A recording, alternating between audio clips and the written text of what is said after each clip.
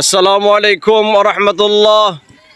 প্রিয় দর্শক, দেখতে পাচ্ছেন আল-হারা কিডস হেভেন উত্তরা শাখার উদীয়মান তরুণ ফুটবল তারকাদের মধ্যকার ফুটবল টুর্নামেন্ট অনুষ্ঠিত হচ্ছে। এখানে দুইটি দল অংশগ্রহণ করেছে, সবুজ টিম বনাম লাল টিম। খেলাটি ধারাভাষ্যে রয়েছে আমি এবং রয়েছে আমার সাথে হাসান উস্তাজ। চমৎকার এক খেলা জমে উঠেছে উত্তরার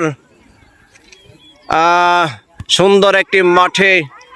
খেলাটি উপভোগ করতেছেন সবাই, করতে থাকুন এবং আমরা আছি আপনাদেরকে প্রত্যেকটি বল টু বল আপনাদেরকে আপডেট দেওয়ার জন্য। বল কিন্তু মাঠের মধ্যে গৌড়াচ্ছে, বল সবুজ টিমের দিকে বল কিন্তু খুব চেপে আসছে, গোলের পোস্টে বল এক পা থেকে আরেক পা এইভাবে কিন্তু বল গড়াচ্ছে। বল কিন্তু আব্দুল্লাহ থেকে থেকে তাশরিফ থেকে জওহর, এইভাবে একজনের থেকে আরেকজন বল কিন্তু গড়াচ্ছে। বল কিন্তু গোল পোস্টে, গোলকে কিক বের করতে প্রচেষ্টা কিন্তু ব্যর্থ হলে সেক্ষেত্রে আব্দুল্লাহ। সুরাইমের পা বল গড়াচ্ছে, সুরাইমের পা থেকে লাম থেকে সাদামিন থেকে সবাই এক অবস্থা। বল কিন্তু গোল পোস্টের দিকে বল কিন্তু খেলা কিন্তু জমে উঠেছে। সাইফ বলটাকে ক্লিয়ার করে সামনের দিকে নিয়ে যাচ্ছেন লাল টিমের দিকে, গোলের প্রচেষ্টা কিন্তু ব্যর্থ হয়ে সম্পূর্ণ পরাস্ত সাইফ। বলটিকে গোল করতে পারলেন না। যাই হোক, যথেষ্ট এক প্রচেষ্টা ছিল সাইফের মধ্যে। সুন্দর এক